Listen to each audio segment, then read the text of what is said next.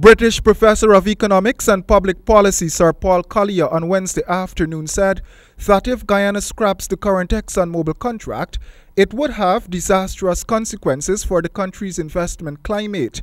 He, however, suggested strongly that the country improve its capacity to avoid tax evasion by oil companies. The professor remarks came when he addressed a select group of journalists.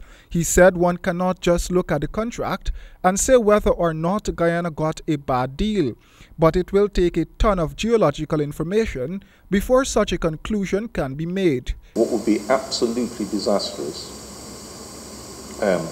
is tearing this contract up. If you tear this contract up, nobody else will come. That is the brute reality. Governments have to establish credibility over the contracts they sign. And if the first contract you signed, you tear up within a couple of years of it, you're dead.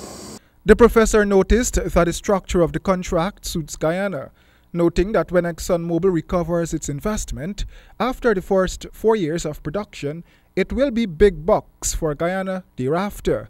This, he said, will be a good thing for Guyana, since it will give the country time to prepare for the large inflow of cash. But what you've got to do, and this is something I did emphasize to the government today, build the capacity to scrutinize what they pay in tax.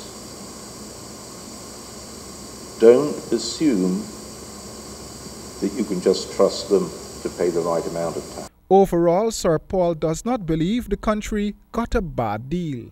As far as I can see, you got a reasonable deal. You tend to get, with the first deal,